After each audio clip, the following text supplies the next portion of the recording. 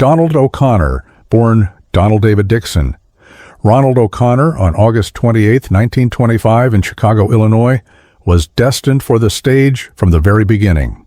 His parents were vaudeville entertainers, always traveling from one town to the next, and Donald spent his earliest years in the wings of theaters.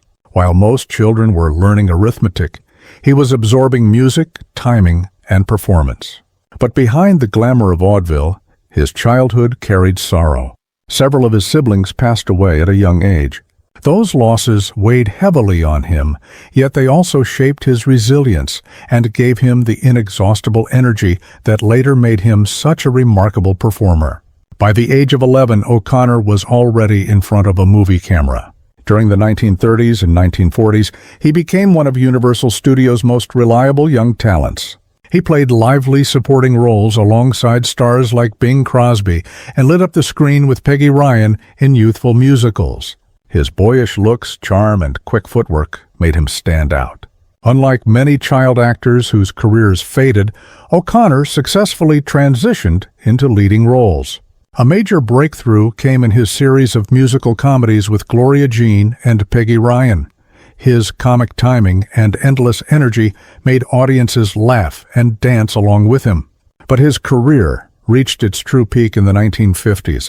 In 1952, O'Connor starred in what would become his defining film, Singin' in the Rain. Working alongside Gene Kelly and Debbie Reynolds, he delivered one of the most unforgettable performances in Hollywood history. His make-'em-laugh routine combined slapstick comedy, jaw-dropping acrobatics, and fearless invention. It was so exhausting that O'Connor spent several days bedridden afterward to recover. That number remains one of the most iconic sequences in cinema, forever linking his name to Hollywood's golden age. Yet Donald O'Connor was more than a single spectacular moment. He also starred in the wildly popular Francis the Talking Mule films, playing the good-natured soldier Peter Sterling opposite a wisecracking mule. Though he sometimes felt typecast by the role, audiences loved the films and they helped make him a household name. His real gift was range. He could be hilariously rubber-limbed in one scene and tenderly heartfelt in the next. O'Connor was equally at home on television and stage. In the 1950s, he hosted The Donald O'Connor Show, made countless guest appearances on talk and variety programs, and performed everywhere from Las Vegas to Broadway to theaters abroad. His versatility earned him a Primetime Emmy Award in 1954 for Best Male Star of a Regular Series. That same year, he hosted the Academy Awards, proving his natural charisma extended well beyond song and dance routines. Even as the classic musical era faded, O'Connor's charm endured.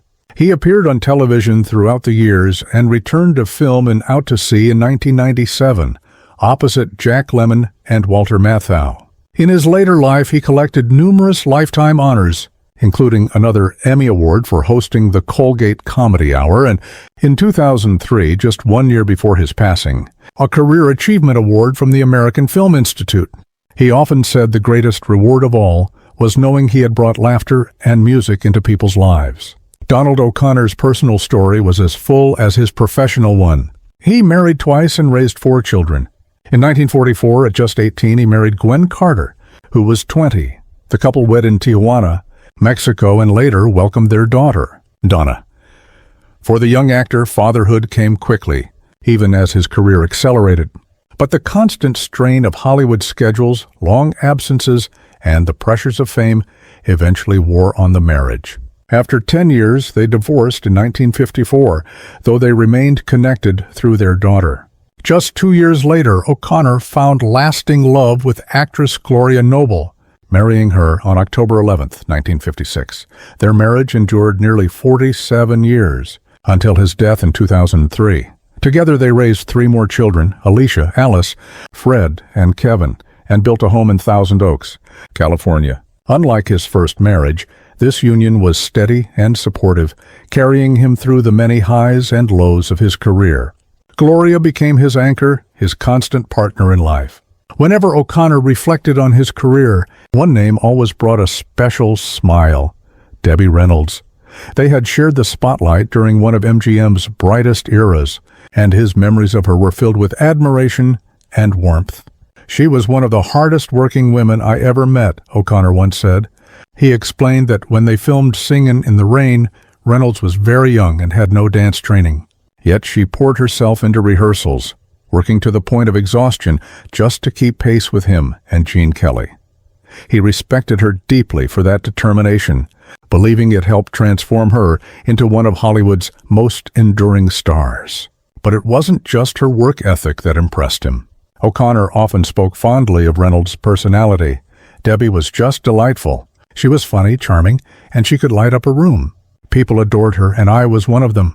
To him, she wasn't only a co-star hitting her marks. She was a friend who made long filming days bearable, someone who lifted spirits with her humor and warmth. He admired her resilience as well. She went through so much in her personal life, he reflected, yet she always managed to smile, to laugh, to keep moving. That takes real strength. He recognized that beneath the glitz of Hollywood, she faced real struggles, demanding studio contracts, personal heartbreaks. But she never allowed those challenges to dim her light. Perhaps the most telling tribute came when he said, "Debbie was like family to me. We shared a bond only people who've been through the trenches of show business can understand." Even in his final years, his voice softened when he spoke of her. She was one of a kind. There'll never be another Debbie Reynolds. For O'Connor, she embodied everything good about Hollywood, talent blended with humanity, glamour balanced with grit, and fame grounded in authenticity.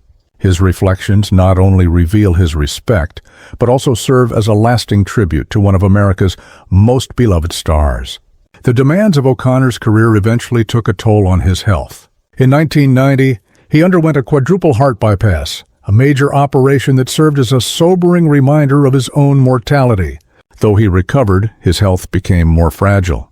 In January of 1999, he faced another life-threatening battle, pleural pneumonia, a dangerous infection of the lungs and chest lining.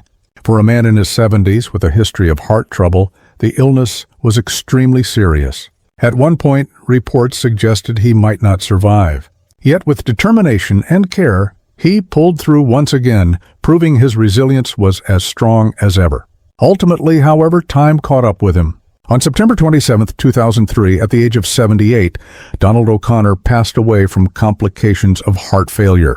He spent his final days at the Motion Picture and Television Country House and Hospital in Woodland Hills, California, a place created to care for the very performers who built Hollywood's legacy. It was a fitting end for someone who had lived his entire life inside the entertainment community. Donald O'Connor's story is one of dazzling performances, resilience through hardship, and boundless joy in entertaining others. Generations remember him for his comedic brilliance, his athletic dance routines, and his natural warmth. Yet perhaps his words about Debbie Reynolds reveal just as much about him as a man. He didn't only celebrate his own triumphs, he honored hers too with honesty and affection.